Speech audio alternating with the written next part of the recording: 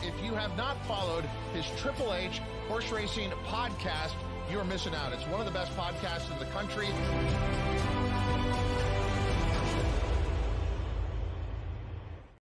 Hello and welcome to episode 259 of the HHH Racing Podcast. I'm your proud host, Howard Kravitz. It is Preakness Week in Baltimore, Maryland. Thanks for joining us. As tonight, we're going to have a pretty short podcast, but an important one, as we're going to talk about the post-draw that occurred today as we film this here on live on Monday night. They had the draw earlier this afternoon. It's a field of 8. We're going to talk about the race flow. We're not going to deep dive into the handicapping. That will happen on Thursday. We're going to talk about the race flow, who we think might go to the lead, the best closers, etc. And then also talk a little bit about the field in the Preakness and the size of the field and how that might affect the field for the Belmont Stakes in 3 weeks as well. Please make sure you subscribe on the bottom right-hand side of the screen. After you do that, hit that notification bell so that you know when new content will arise, and also smash that like button. We'd really appreciate that. That will send people to the YouTube channel, and we have grown tremendously, especially in the last month with the Kentucky Derby and just all the great content that we have. So we really appreciate everything you've done there. You can see on the bottom of the screen at H Kravitz is my Twitter handle, and then of course scrolling on the bottom of the screen is my email, hkravitzhorse@gmail.com. We've got 2 more shows tonight. We have a show, or not tonight, this week, excuse me. Wednesday night, our typical Bettin and Boozin, 9 p.m. Eastern. This is a show that you do not want to miss. The Bettin and Boozin guys do a great job, but this Wednesday night is a big card they're covering. They're covering the Friday card at Pimlico, which is led by the Black Eyed Susan, which is the sort of version of the Kentucky Oaks 3-year-old dirt race with a very talented Bob Baffert horse. As he goes on his, tries to get revenge for not being in Churchill, I suppose. He's sending an armada to Pimlico this weekend. He's got a horse called Feza, who's a very nice 3-year-old filly who will be favored. Will the boys on Bettin and Boozin like that horse? We'll find out. But there are several stake races on Friday. Friday's Pimlico card is excellent, and you could find out right here on the HH Racing Podcast through Bettin and Boozin. Watch the show Wednesday, 9 p.m. Eastern. And then our flagship show Thursday is slightly different. Of course, we're going to have our great co-host, Paul Halloran, but Pete Visco will be out of town, well-deserved vacation with his family. So he will not be here Thursday, but instead we have a special guest, Craig Milkowski from Timeform US. He's one of the big shooters at Timeform US. If you're not familiar with Timeform, they're another pace figure company like Buyers and Equibase, a lot of other things. And Craig Milkowski is as sharp as they come, and he has a big role at Timeform US, and he's going to help us with some speed figures through Timeform US. He'll explain the Timeform numbers. It's really going to be, and of course he's going to handicap as well, and he's an excellent handicapper. So Thursday night, 8 p.m. Eastern, the All Stakes Pick 5, ending with the Preakness with Craig Milkowski of Timeform US and Paul Halloran. But tonight, let's go ahead and bring on our 2 co-hosts, actually. I wasn't sure we'd have 2, but we do, which is very nice. First, let me bring on from the Saratoga Special and the Commonwealth of Massachusetts, Mr. Paul Halloran. And I guess he's done packing. I don't know. He's going on vacation soon, but he's shaking his head. No, he's not done packing. But wow, this is quite dedication, because he's leaving on vacation tomorrow. And it's not as if he's going just like on a 3-hour drive across states or something, from the great state of Maryland, home of the 148th Preakness Stakes, Mr. Pete Visco. How are we doing tonight, guys? Hello, gents. Hey, Pete. Pete, Hi, I wasn't Paul. sure you're coming on, but nice of you to join us. I figured I'd jump on for a few minutes. We'll see how long we go, and then I have to skip out and actually start putting my clothes in my suitcase. But I hear you. It's very exciting. Do you want to tell everyone where you're going, or do we want to keep it incognito? I know you're a fan. You don't want, paparazzi following you and everything, but I mean, that's I'm gonna have to deal with that anyway, so it doesn't really matter. No, it's just my wife and I, our 15th wedding anniversary is on Wednesday, the 17th. So we are headed to a resort in Cancun for a few days to relax and have some cocktails and get away from life. So that's where I will be. So I figured I'd pop on and talk a little Preakness with you since it is my, current home state. A few drinks at the swim up bar, perhaps. I love the swim up bar. That's the prerequisite. That's is there a favorite one? Is it a margarita? Do you have a particular favorite drink, especially in Cancun? Or no, I'll probably stick with beer. Keep it, keep it light. No need to drown at the pool at the swim up bar. So, all right. Have you been there before? I have, not this resort though. This one looks a little different. So yes, nice. it's got the nice where you can walk off your patio right into your own private little pool. So it's very nice. You hit a few pick fives, Paul, and the guy starts spending some real cash at the high level. Can't take it with you. I could have used a couple. I could have used a couple pick fives to pay for this one. So maybe the Preakness one will pay for the trip. Well, Christine Race wishes you safe travels, obviously. Thank you, Christine. And enjoy the trip. It sounds fantastic. We're gonna be huddling up in our man cave, so to speak, watching the Preakness. So, but from what I understand, you might be checking out the Preakness by phone, or might check out that race, right? Yeah, well, fly back that afternoon. So hopefully we're not in the car. Hopefully I can be at the house and be in front of the TV. That would be great. All right. Well, Pete, anytime you need to go, just let us know. I'll let you guys know. It's been pretty quick, 30, 35 minutes here at the most. We got a lot of people joining us. We got Tom Espinosa's here. Tom, I don't see any comments about the Golden State Warrior. Ooh, ouch. Yikes. That's okay. They got, how many championships do they have? Like 4 or 5? We don't need to feel bad for the Golden State Warriors. 3. 4. They got 4. Anyway, we got Michael Austin is here. Roshan's here. Jim Pillar's got a lot of, let's see what Jim Pillar's got to say here. I had a much needed successful betting Saturday. Thanks to the power picks. Wonderful, Jim. Thanks again, gang. And a lot of people were very happy about 26. I can't remember. I'm so bad with names. The Belmont sprint. 26 black. Oh, there you go. They got bet down. Yeah, bet down big time, but did come through for us, and we each had our own particular scores. Red Knight, by the way, Paul, New York Red, one of the oldest Grade 1 winners ever. Listen, these turf horses. We're going to get into the Preakness here in just a second. But I got to ask about Red Knight, Paul. I didn't really, preface that, but these American turf horses, distance turf males, are nothing special. I don't care. He's a 9-year-old who just won and beat a decent Euro. I guess you can argue how good the Euro was, but listen, he got the job done. He's as honest as they come. He's just an incredible animal. Yeah, I think we talked about him one of the last times he ran, and I told the story. I wrote about a race that he won back late last year, and Tom Egan, the old owner, told me that they were just retiring him. They sent him to the farm to basically, lay him up with the intention of retiring him, and then, about 90 days later, the guy at the farm called and said, Okay. Well, not a robot this time, Pete. But when you have an old turf marathoner, you go to Mike Maker, right? And boy, I'll tell you, he won that convincingly, Howard. He was pulling away from the heavily bet Euro and the others. Yeah, it was really impressive. I left him off I couldn't believe I left him off my pick 4. I have that horse every time, and I went with the other horse instead, and Verstappen instead missed a nice. I picked 4, paid over $900. I couldn't believe it. Yeah, paid well. These older males just keep being. I'm waiting for Appleby to send over one of his top horses and blow our horses away by 3, 4, or 5. But who knows? Maybe it'll happen next month at the Manhattan. All right, guys, let's get into the Preakness. It's a field of 8. We're going to mainly talk about post positions and race flow. And Pete, as I was talking to Paul before you jumped on here, as you know, Craig Mulkowski from Timeform US is going to be here Thursday.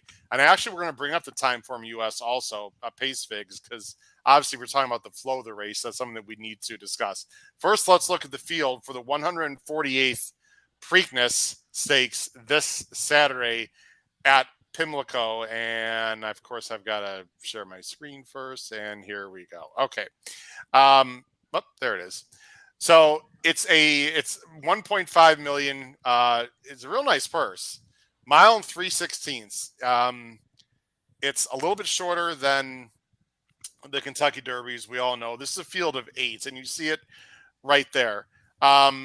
Before there's no reason for me to name off the horse. Everyone could see. Pete, let's go to you first. When you first saw this field, or that you heard there'd be 8, first thing that came to mind?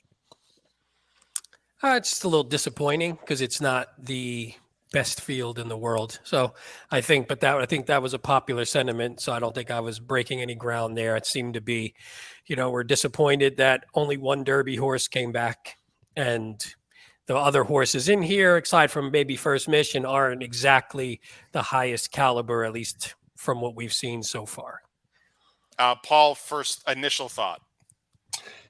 Yeah, it's disappointing. And, I've kind of been in the camp of, there's tradition and you don't screw with tradition, and it's 2 weeks and then 3 weeks. But I don't know. I think they're getting to the point where the envelope is being pushed so much. You hate to see a race like this with 148 years of tradition. I mean, yeah, no disrespect. Coffee with Chris. I love seeing a Maryland bred in there, but I think Perform is a price play, but still 7 starts to break his maiden. I mean, I'm going to definitely use the horse, but it's not the best field. Let's just say that. And I think that the key out is the number. Having only 8. You go from 20 2 weeks ago, and now we have 1 of the 20 coming back. It's just, guys like Pletcher have been like that forever. Pletcher's never come back unless he had the Derby winner, but others have, and I don't know. Let's just chalk it off to a down. Yeah, I do think, while it's not the deepest field and there's a couple of horses who are unlikely, I think it's a pretty competitive betting race unless Mage is just a superstar. Paul, as of course everyone knows, Paul's a journalist. I know you like to make sure everyone is truthful and factual. 18 horses in the Derby, not 20 this year. Good point. But, yeah, 24 at one point. Very well. Yeah, I suppose they did go up to a very high number with the saddlecloth. That would be a great trivia question. What color is saddlecloth number 23? Anyway, you know what, guys? I'm sort of tired of beating the negative drum where all the horses, small field. I got to this on Twitter with someone, and it wasn't an argument, it was just a discussion. It's just these guys like to have like a minimum of 4 weeks in general. And to me, and this is a whole other show for another day, you guys, but to me, let's not change the Triple Crown. I think if they ran this in 2 weeks, guys, if they ran this race in 2 weeks from today, or 2 weeks from Saturday, do we really think there'd be 12 or 13 entered? I don't think so. I think it's a Preakness thing. I just don't think it has the cachet that even like the Travers for sure, and even maybe in the Penn Derby these days. I mean, it just doesn't. I don't know why. It's a Triple Crown race, and it's 1.5 million. But anyway, guys, I think the way to get, obviously, we need to do a better job of breeding these horses and having them less fragile, obviously. But I think there should be some kind of monetary incentive, guys. How about free entry for anyone that races in the Derby? Or how about anyone that races in the Derby is eligible for an extra $200,000 if they win, or something monetarily? Because I have a hard time believing every single horse that's not running from the Derby is too fragile or just not good enough or is completely disinterested in this Preakness. So anyway, guys, I agree with you. It's a little bit disappointing. I just rather they fix it and not by, extending the Preakness out to the first Saturday in June, like I've heard, and then the Belmont the first Saturday of July, for example, which I've heard proposed. Real quickly, either one of you want to comment on that particular proposal, or just should they change the Triple Crown races just real quick? Well, I think you want to you can't, you can't put the Belmont on July 4th weekend, which you would do in those circumstances. But if you were so inclined, you could go 3 to the Preakness and 4 to the Belmont and always be done by the 3rd or 4th week of June. I'm not recommending that, but I saw someone, once a month. I think if you were so inclined, you could add either 1 week to each, or just simply 1 after the Derby and go 3 to the Preakness and 3 to the Belmont. But Paul, if you add another week to the Preakness, do you really think more Derby horses would go this year? I don't. Well, I don't think fewer would go.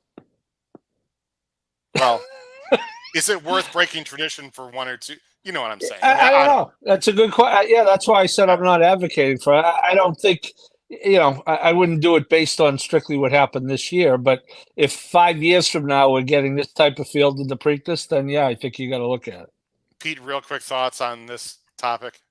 I like I feel like the purses should be bigger. I mean, the Triple Crown is our sort of famous crowning jewel, and the price, it's 1.5 million. Somebody mentioned in here. It's a nice purse, but there's other races that happen that are nice. These should be top notch purses. And I do agree. I saw someone on Twitter say something about like a point system where you got points for running in each race, and then you can get some sort of extra bonus if you had the most points. I thought that was a cool idea, but I don't know. I mean, I think something has to be done just because you want to make the Preakness just generally isn't that important. I mean, it's only really important for the winner. And it's gotten like that. I mean, I don't remember Preaknesses that much. I mean, I very rarely, unless it was someone who wound up winning it and then went on to Belmont. So it was almost, you remember the aftermath as opposed to the lead up. I remember the Preakness being pretty big. I don't know. Maybe I'm just being old school and nostalgic. But anyway, guys, we're going to move on. We got a lot of great comments. Matt commented that Matt Miller, who, by the way, is also on vacation, Pete, not to Cancun. Nice. He's going even farther than Cancun. I'll just leave it at that. And he's going for 2 weeks, so to celebrate some milestones with his family. So, Matt Miller, have a safe trip. Matt. You know where you're going. Let's see. Jeff Amster, thanks. That's saying 1.5 million is not necessarily good compared to the rest of the purses. It is good. Anyway, before we go back to Preakness, there's something we need to do, guys. And really, I should have been doing this more often. This is completely a host fail. This is gonna be weird because we're gonna see ourselves on the picture, but I want to bring everyone to our YouTube channel real quick. And again, it's gonna look weird because there we go. Actually, it's not gonna look weird. So this is a delay right now. So when you hear me talking, I could do this now. Really gonna mess people up because here we are live on the left side of the screen and in the screen. But what I want to do, that's gonna mess things up. Let me go back to here. If you guys look below the chat, and we really should promote this more. If you look below the chat here, you see this money. If you guys can look on the right side of the screen where my cursor is, and you see this dollar bill, you can support the HHH Racing podcast by pressing that dollar bill. If you press the dollar bill, you can send what's called a super sticker for $2, $3, whatever, and any amount. Listen, you want to send a $50 sticker, we'd be happy to take it. But just to say hello, just to say thanks for supporting the channel, whatever. Or you could also send a super chat, which is when you chat something, ladies and gentlemen, it comes up highlighted. You can go to the bottom there and you can change the dollar amount. If you just click on the bottom there, you can change it to, let's say $2. And then you just click this blue buy and send button and it sends the message and also sends a little money our way. So maybe one of the hosts or co-hosts gave you a nice score and you want to send a little tip or whatever. It's just a nice way to sort of say thanks to the HHH Racing podcast. And so, guys, we got to promote that more often. That's on me. It's a nice way to say thank you. You can send 50 cents, $1. I don't know. We'll take anything. Pete, you could take any extra cash for some drinks, right? They can be expensive down there, even an all-inclusive. I'll take it. Whatever they want to send, we'll take. There you go. Anyway, so please support the channel. If you do send a super chat, we will automatically just bring your comment immediately on screen. That's another reason why to do it. All right, guys, so we saw the field. First thoughts on, before I show the PPs, guys, first thoughts on pace situation. Actually, let me just go ahead and bring up the time form US right now. If you're not, now we haven't shown this a lot on the show, guys, so this might take a little explaining there. But let me make this bigger there, and I'm going to make this bigger also. So if you look right here in the middle of the screen, this is what Timeform US, and Craig Malkowski is going to talk about it on the show on Thursday. But they actually have the 4 Coffee with Chris guys in front, and they've got the 1 National Treasure just off, and they have First Mission just off. They've got Mage sitting in a great spot. on the inside. They also have finishing positions here. This is how they project the race will end. And they have Mage winning with National Treasure second and First Mission third. Now, this is strictly by the Timeform US numbers, and they take a lot of things into account. So I just wanted to go ahead and show that. First of all, Pete Visco, as I show the PPs, you would think National Treasure from the rail is going to send. Timeform US has Coffee with Chris in front. Your thoughts? Yeah, I mean, Coffee with Chris sort of has no other method. Might as well just go and hear your name called and get on the lead and see what happens. But I do think with National Treasure adding the blinkers again, although it's funny because last time in the Breeders' Cup Juvenile, they added blinkers for National Treasure, and he still didn't go to the lead necessarily. That could have been circumstance, but you figure he doesn't. I don't know if he has a lot of choices other than gunning from there and trying to get to the lead, or you just let the 4 go because you assume the 4 is cheap speed and the 1 could then sit off. So I mean, that would be probably the more sensible choice, would be sit off. Who was it? Was it early voting was it early voting who won last year? And Yep. They had said they're gonna sit off, and they were trying to make a big deal of it. I'm like, yeah, it's a lot easier to sit off of a cheap horse on the lead than when you're sitting off someone who actually has a chance to take the field wire to wire. Paul, it's blinkers on. Johnny V is not exactly like a big send guy, but he's got the rail. And with blinkers on, I have a hard time believing Baffert wants to sit behind anyone. I think he's absolutely going. I think he's a dead send. The only issue, Paul, is National Treasure has not been fantastic out of the gate. I mean, not slow, but he hasn't broken wonderfully in many of his starts. I agree with you. I don't think this horse is all that good. Whoa. Me neither. But To it's be back honest to with Baffert. I'm with you, Paul. I never liked show this me. He was also eligible for one non-winners of one other than. He's won a maiden race. Yeah. So it's great that he ran second to Cave Rock and ran third to Forte and Cave Rock and third to Reincarnate, who was awful in the Derby. You know, I'd love to own him. Don't get me wrong, but I think they are going to be forward with him. But I'll tell you, if that's the case, if Timeform is right about the 4, Howard, and you and I are right about the 1, this thing could melt down. So be careful of Red Route 1 down the stretch. Be careful, Howard. I'll tell you who I'm using. I'll tell you who I'm using, and he looks over his head, but I can't get over that Perform race that I made you put up on the screen last week. All right, well, Paul wants to jump right into the handicap. He's like, it's all right Thursday Well, night. I'm just talking about race flow. No, I know. I agree with you on the 1. I just don't think the 1 is going to go wire to wire. And I certainly don't think the 4 is going to win. So, you know, we could be right back to Mage sitting a perfect trip and winning easily, couldn't we? The thing that's interesting here, I have a hard time believing the 1 and 4 are going to hook up in an 8-horse field, but we've seen stranger things. But here's the thing. I agree with you, Pete. The only chance the 4 has to hit the board or do anything is to send hard, hope he outbreaks the 1, and just take him as far as he can, as fast as he can, right? I mean, that if you're going to sit off of National Treasure and expect to beat Mage and First Mission and God knows who's else, like, why are you in the race? I mean, these are also local guys. I think they want to hear their horse on the lead. I know people think that's crazy. I don't. I think this horse is going. I just don't think he's as fast as National Treasure if National Treasure breaks and has intent on going to lead. So, but I guess Johnny V could sit too. I don't know. It's going to be interesting. Why couldn't he? I mean, there's no other speed in the race other than the 8 sitting perfectly. Well, I don't know. But we're going to talk about that. I suppose. National Treasure has never sat and gone by good ones, you know, and won. I mean, hell, like you said, Paul, he's only won a main race. I don't know. I think Johnny V is going to send hard. He's going to look to his right and see where the 4 is, then just decide from there. But the first few jumps out of the gate, guys, the 1 has to be sent hard. I mean, I'd be shocked if Johnny V doesn't send hard the way like Epicenter wasn't send hard last year, according to some people.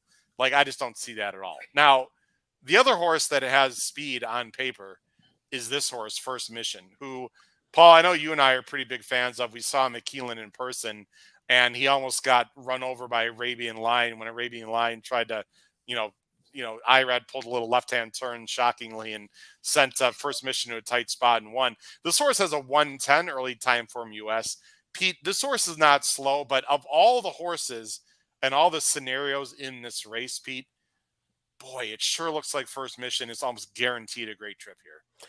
Yeah, I think more of a good trip because I mean, if you look at his time form, you look at the fractions, he's not necessarily fast. He's been in fields where he was able to get close and be near or on, well, mostly near the lead, except for two back. But that was, maiden special weight. He was 30 cents. He could do probably whatever he wanted in that race. But no, I think he most likely sits a perfect trip. He can break well enough to where he can get behind the 1 and the 4, sort of what like time form had it, and then maybe get a little spot and be first over probably right behind. I don't know. He might just be first over, just sitting there. Because if the 4 clears and the 1 sits behind, or if the 1 doesn't let the 4 clear, then he could maybe tuck in behind the 4. That would be phenomenal. Yeah, I mean, boy, Paul, you could, maybe people like or dislike this horse. We're handicapping this race Thursday in great detail. I have a very strong opinion in this race. I'm going to save it for Thursday. But Saez, like Pete said, can either sit off the 1 and the 4 if they duel. He could be right off the 1 or the 4 if one of them doesn't quite go. I think Saez, what would be his best scenario? I guess the 1 and 4 both go and he sits in behind the speed, Paul, or would it be better maybe if he just sits right off whoever has the lead? Either way it'd be good, right? He's the 3 horses inside of him, the 8. None of them. The 5 walks out of the gate every time. The 6 is come from far back last time, and the 7 walks out of the gate. I think Saez gets whatever trip he damn well pleases, Howard. If he breaks, I agree. I don't see how he doesn't get a great trip. Now that doesn't. I predict he'll get a better trip than he did in the Derby. Well, considering he wasn't in the Derby, I would have to agree with you. No, he means I meant Saez. He was. Oh, sorry. Yeah. See, well, do we have to go back to that? Yeah, that didn't quite work out for our boy TT in the Derby. Yeah, that doesn't mean the 8's going to win, by the way, guys. And I don't know what your top pick is going to be. And I guess Pete, we'll let you get your top pick before you leave, or your top 3 if you even have it, because you won't be with us Thursday. But you mentioned let's talk about the closers real quick, guys, and then we'll get into Pete's top 3, and we'll just end the show right there, pretty much. Let's talk about closers. If it does heat up, who is the best closer in this race, Paul, in your opinion? Is it Red Route 1, who has the best late time fig, but that doesn't mean he's necessarily the best closer, because you have to take class and other things into account. Is it Red Route 1? Is it Perform? Is it maybe Blazing Sevens, who I hear, and this is not a joke because we make fun of our last year's Derby winner, but according to Chad, Blazing Sevens is working very well. So, and it looks like he's working well, better than he usually does. But anyway, who is the closer we all should be worried about if the pace does collapse, Paul? Well, I think if it's a total collapse, you're looking at Red Route 1, but a moderate collapse, yeah, I think Blazing Sevens could sit a very good trip. It's funny, months and months ago, I called him the Belmont winner. I don't know if they're going to run him, but he might have as good a chance as anyone. Yeah, he is apparently training well. And more importantly, Chad, was it 2 out of the last 5 years, I think, has skipped the Derby with a horse who could have been in and won the Preakness. So this is not his first rodeo at this routine. I didn't mention this horse as a closer, and the only reason I didn't is he's closed the last 2, but it's because he's broken slowly. So I don't really know if I guess he is a closer now. I don't know, but Pete, I guess Mage is the obvious best closer, but I think he prefers to be closer than he has been. It's just circumstances haven't worked out that way.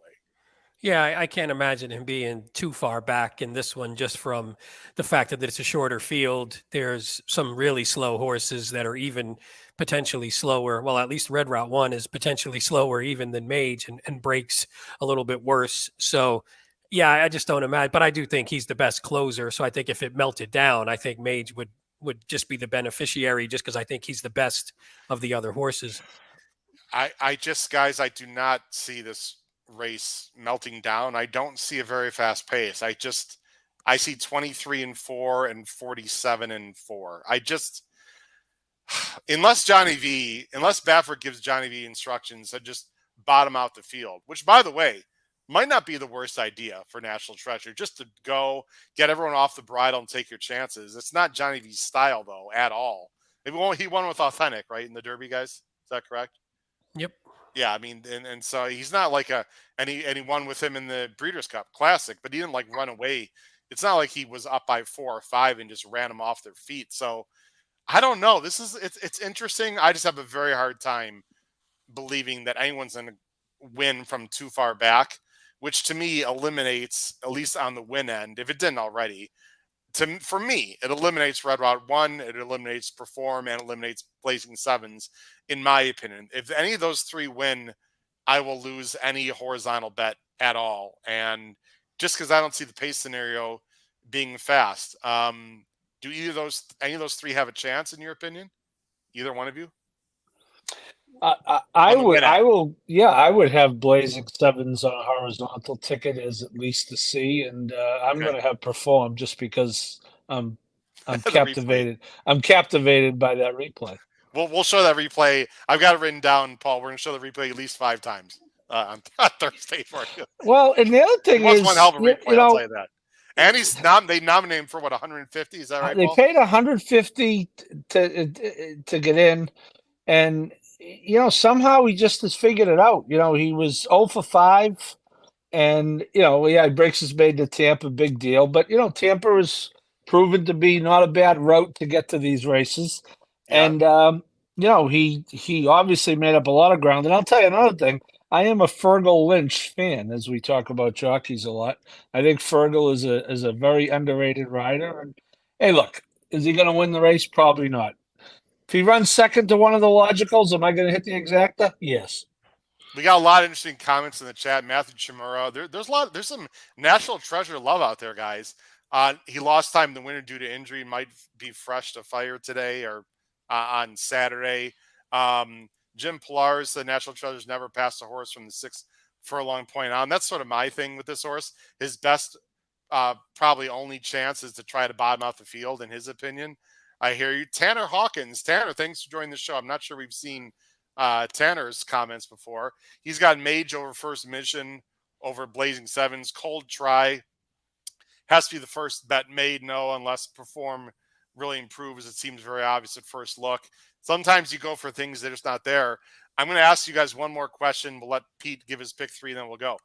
If you're trying to make money in this race, and Paul, this will be more of a conversation for Thursday, but I'll bring it up now. You've got, oh, wait a minute, we got a super chat, chat. We'll show it here in a second. Between National Treasure, Mage, and First Mission, if you did toss one of those out of your try or exacta to try and make some money, who would it be? National Treasure. Oh, National Treasure. 7 days a week and twice on like Sunday. Yeah, I don't really like National Treasure. I mean, if you have to get rid of one of those 3. Yeah. Yeah, I don't. I mean, National Treasure for sure. Okay. Was that supposed to be a hard question or just like a? No, but I mean, some people might try to toss Mage because he's coming off people. Some people might not. Well, yeah, some people might not believe in First Mission, and he's going to be bet hard. I mean, I would think so. I don't know. It's just, maybe not. Hey, look, National Treasure, as you said, Howard. I think I see a scenario. I don't think he's all that good. I do see a scenario where he can win, but I think Johnny's instructions have to be to ride his race. We'll talk about it more Thursday. He's just got to make believe the 4's not there. And that means whether he's next to the 4 or the 4 is 10 lengths in front of him. The 4 is not going wire to wire in a 10 and a whatever, 9.5 for a long race, 10 and a half for a long race. I will say this, Pete, if Coffee with Chris has the lead, he's going to have to go 22-4 to do it. I would be shocked if the 4 has the lead. And if he does, it's going to be a very fast pace. Would you agree with that, Pete? Yeah, that's what I would hope for. I don't really like the speed, the horses that'll be on the lead. I mean, aside from First Mission, who I don't think will be on the lead, but I think would take advantage of that sort of pace. So, yeah. Let's show Christine Race has to go, Pete, and then we'll get your pick 3. Christine Race, $10. Wow, Christine. Yay. Thank you very much. There's the super chat that we like from Christine. That's very nice of you. Thank you. She said Christine. she's got to take off. Looking forward to tearing the card apart, building my own super day of racing. Pools will be high as a handicapper. That's what matters. We'll win money, cash, and I love it, Christine. Good luck to you, Christine. Make sure you watch our show Thursday, and then Wednesday's Bettin and Boozin. And thank you very much for the donation, Christine. We really do appreciate that. Felice, by the way, 45 to the half. I don't think so, Felice, but because Johnny V's not stupid. If Coffee with Chris just sends like a banshee, he'll just sit off and let him go. Pete, I know you got to go, and we're going to wrap up the show here anyway. Let me bring up the scrolling banner. As I do that, Pete, who's your top three for the viewers and listeners? Since you're not going to be with us Thursday, would you rather abstain because you haven't looked at it long enough, etc.? No, I mean, I'll just say where I first landed. I mean, obviously, I would put Mage on top. I think Mage is just the best horse in the race. And even if there's a little bit of regression from the Derby, I still probably think he's the best horse with the most upside. Even though First Mission looks like has a ton of upside too. I like First Mission, I would say, and probably second or third. And then I like Red Route 1. I'm with Paul. The one thing I liked that horse last time. For once, I don't usually, Rosario hasn't been given the greatest of rides in the world, but I thought he fit this horse well. And if nothing else, Rosario is okay with a horse. So normally he takes a horse back that you don't want him to take a horse back. This one's just naturally in the back, so he's not hurting him by giving him the Rosario ride. So I like that he maybe if he gets a jockey that can sort of figure him out a little bit, and we do get a little bit of pace up front, and we can get him at a little bit of a price. If Blazing Sevens, National Treasure take money, hopefully he floats up a little bit, and that's where I'm going to go. So it sounds like maybe 3 with 5-8 with 5-8 kind of. Yeah, something like that. Yeah, something like that. Try and hit it cold. I do like Perform with Paul. I would love to see that horse get in. It's just sort of a step up. I mean, I'd love to see two closers sort of come up and one of the two hit the board, and maybe we got to get something here to make this payout half decent. So and Perform's that's what I'd be hoping for. I mean, I think Red Route 1's actually be under 10 to 1, guys. I think he's going to be 8 to 1. I think Perform's going to be 14 or 15. Maybe twice the price, you would think. So yeah. You get some value there, Pete, for sure. And I think some people might, you know what's not a bad bet, Pete, for you or other people that like Red Route 1, maybe Paul, is just key him in third in your tries and try to play a big try with him in third only, or maybe second only, right? I mean, I would do that, but I would take a shot with him on the horizontals, just in a B or C position, just to say, hey, you never know. What if Mage just bounces a little bit, and First Mission for some reason from the 8 hole, never know what happens. Maybe gets hooked up with the wrong horses up front, and anything weird can happen. So and National Treasure is just not that good, or I don't personally like National Treasure and Blazing Sevens. I don't particularly like either one of those horses in general, so I don't really have a problem taking a shot and tossing them. Although I'd probably put Blazing Sevens in as in the horizontal somewhere, just because. Yeah. Let's play this game then. The show, guys. We did this at the Derby on our roundtable. I thought it was fun. Pete and Paul. What horse will have the lead at the first quarter, and what horse will have the lead at the top of the stretch? Paul, let you go first. Lead at the first quarter and lead at the top of the stretch. We were pretty good at this with the Derby, by the way. We were all over it, actually. I think Coffee with Chris will have the lead at the quarter, and First Mission will have the lead at the top of the stretch. Pete? I second that. Exactly. Attaboy, Pete. I agree with half of that. Sorry. I think National Treasure is going to lead, guys. He's got to go. He's got to be a better animal and faster animal than 4. With blinkers on from the rail. And I agree. I think First Mission will have the lead at the top of the stretch. Will he have the lead at the wire? I say, I'll tell you on Thursday. How's that? For Paul Halloran and Pete Visco. Pete, again, have a safe travels to Mexico. Enjoy the trip, and hopefully you'll be watching the Derby and you'll hit your bet from that poolside bar. For Paul Halloran, Pete Visco, this has been your host, Howard Kravitz, episode 259 of the HHH Racing Podcast. Bettin and Boozin Wednesday night, 9 p.m. Eastern, to talk about the Friday card. Flagship show right here. Paul, myself, and Craig Milkowski of Timeform US Thursday night, 8 p.m. Eastern, to talk about the all stakes late pick 5 that ends in the Preakness Stakes. Take care, everyone. Have a great night. Bye-bye.